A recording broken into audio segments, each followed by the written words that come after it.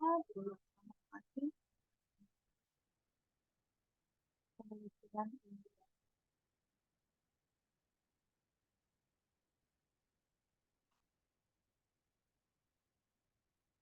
Ikut ciri atau karakteristik sama penelitian ini. Yang pertama tujuan jelas, kemudian objektivitas, ketepatan dan keyakinan, hemat dapat diuji, teliti dapat ditiru dan dapat digeneralisasi. Masing-masing bagian ini akan saya jelaskan kemudian. Oke, dapat diulang atau replicability, yakni temuan atau kesimpulan studi dapat ditemukan ulang pada studi lain. Ya, artinya ini peneliti lain itu bisa melakukan penelitian yang sama. Ya. Kemudian pengulangan dapat menunjukkan bahwa hipotesis kita tidak hanya bersifat kebetulan, tetapi merupakan refleksi dari keadaan populasi yang sebenarnya. Ya, artinya di sini variabelnya bisa sama, tetapi bisa digeneralisasi ke tempat lain, ke waktu yang lain, atau yang lain. Gitu ya. Jadi bisa digeneralisasi. Kemudian hasil uji hipotesis harus terus didukung ketika jenis penelitian yang sama diulang dalam keadaan yang mirip, sehingga kita yakin dengan sifat ilmiah dari penelitian ini bisa diulang-ulang. Artinya bukan hal yang apa namanya bukan tidak boleh ketika peneliti lain itu meneliti variabel yang sama, tapi mungkin tempatnya berbeda atau waktu yang berbeda, ya. Jadi boleh misalnya kalian akan meneliti variabel yang oke, ketepatan, precision, dan keyakinan atau confidence. Kita harus mendesain penelitian dengan cara yang dapat memastikan bahwa temuan kita mendekati realitas, sehingga kita dapat menaruh kepercayaan atau keyakinan pada hasilnya. Ketepatan mengacu pada kedekatan temuan dengan realitas berdasarkan sampel. Dengan kata lain, ketepatan mencerminkan tingkat keakuratan atau kebenaran hasil berdasarkan sampel terkait dengan apa yang benar-benar terjadi secara empiris. Ya, jadi sehingga ketika kita melakukan penelitian dengan data sampel, maka kita harus menentukan dengan tepat, dengan teknik sampling yang tepat, sehingga objek dari penelitian yang kita lakukan itu tepat dan mencerminkan populasinya. Keyakinan mengacu pada probabilitas bahwa estimasi kita tepat.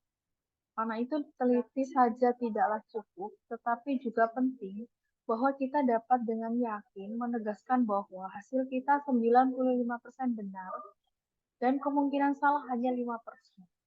Hal ini juga disebut sebagai tingkat keyakinan atau confidence level. Ya, jadi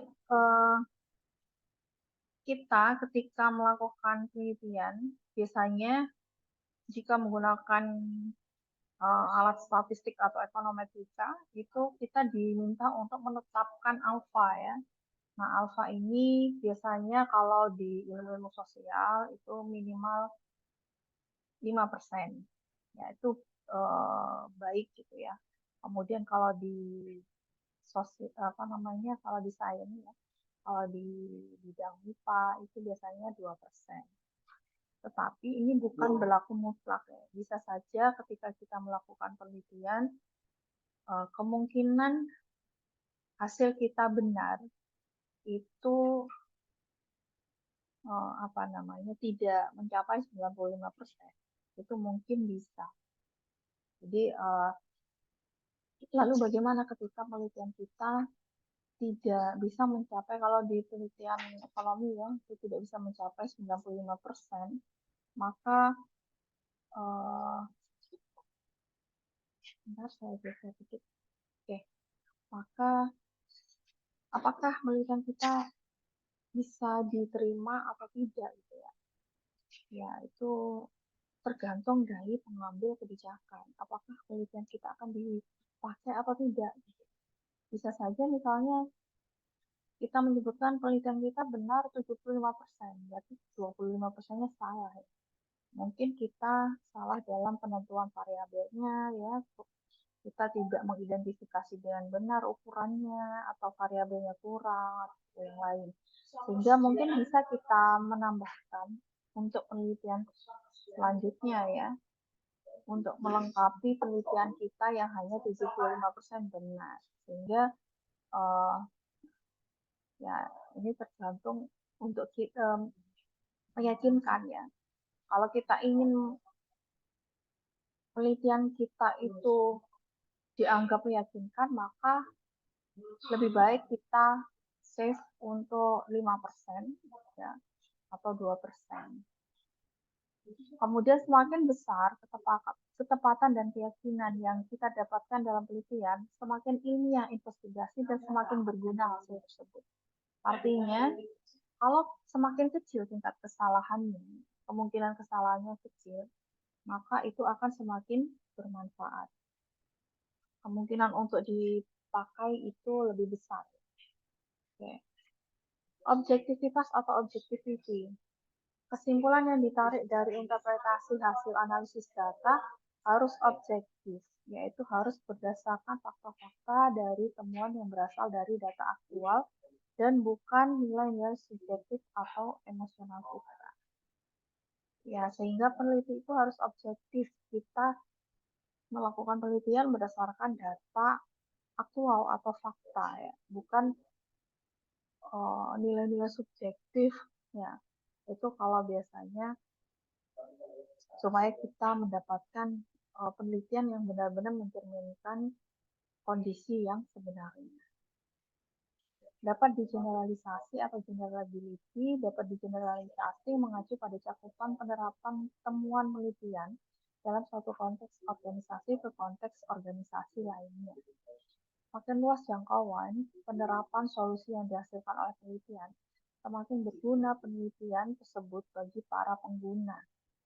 Untuk generalisasi yang lebih luas, desain pengambilan sampel pelatihan harus disusun secara logis dan sejumlah rincian lain dalam metode pengumpulan data perlu diuji secara cermat.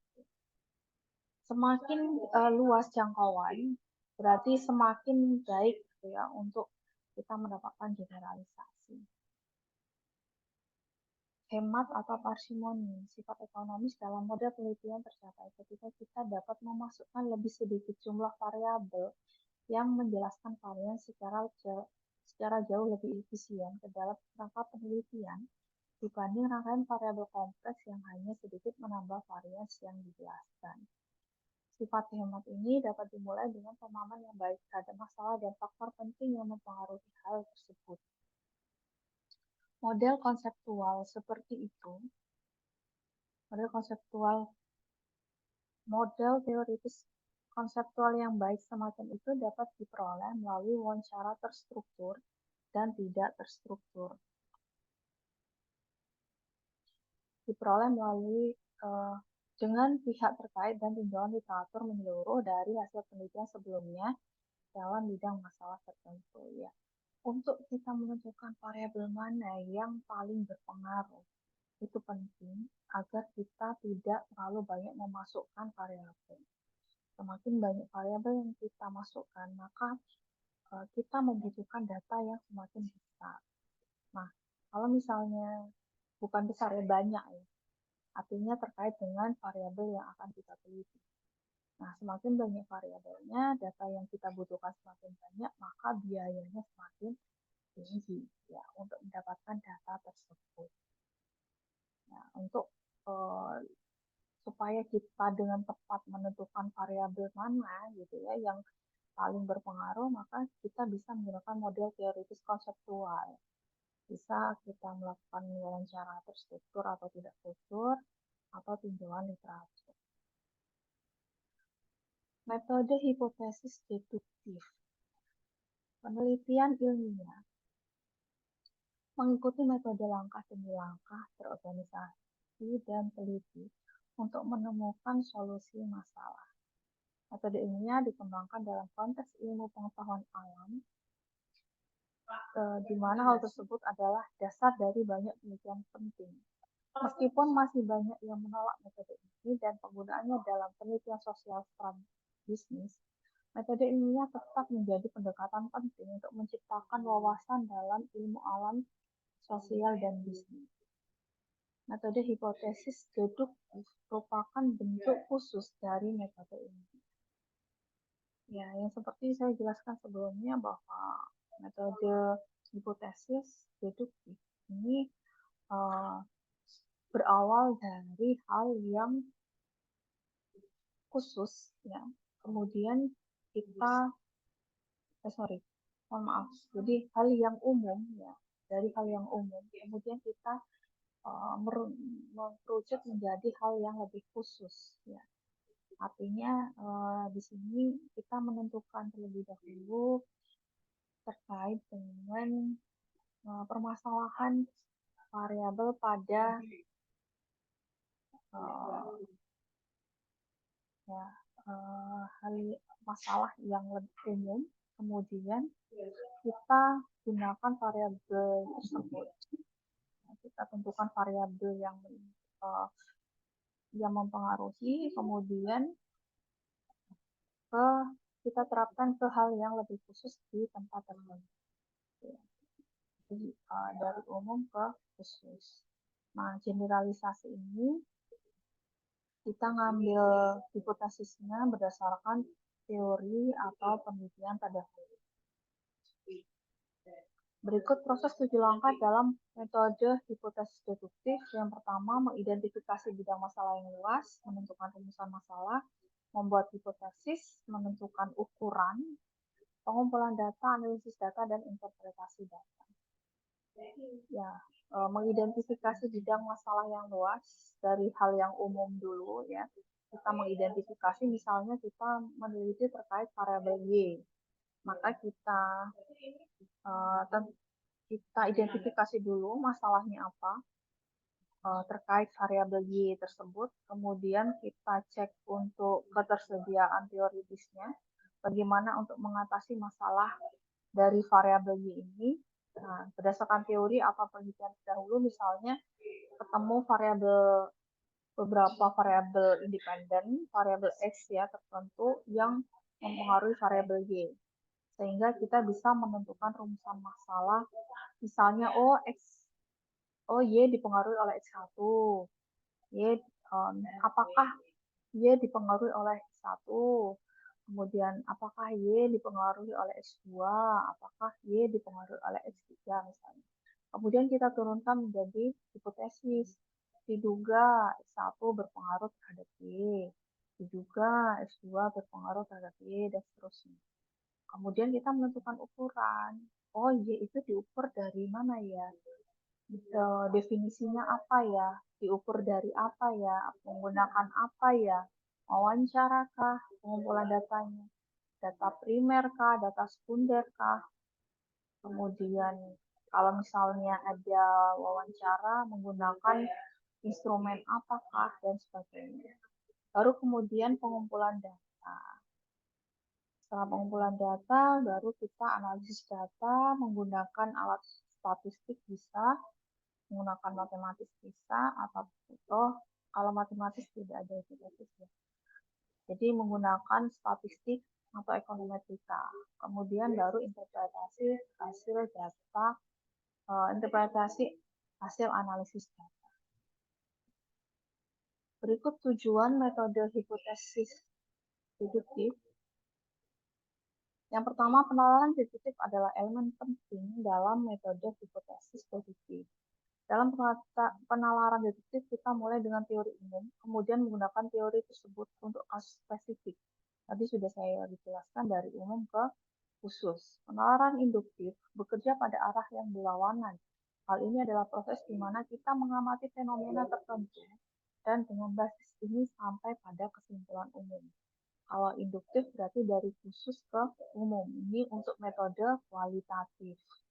Induksi dan deduksi sering digunakan dalam penelitian. Banyak peneliti berpendapat bahwa baik pembuatan teori, induksi, dan pengujian teori deduksi merupakan bagian penting dari proses penelitian. Induksi dan deduksi sering digunakan secara berurutan. Induksi terjadi ketika peneliti mengobservasi sesuatu dan menanyakan mengapa hal ini terjadi. Untuk menjawab pertanyaan tersebut, peneliti dapat membuat penjelasan sementara atau hipotesis. Setelah itu, deduksi digunakan untuk menguji hipotesis. Jadi bisa jadi kita menggunakan dua metode, baik induksi dan deduksi. Nah, itu kita sebut dengan metode campuran atau mixed method.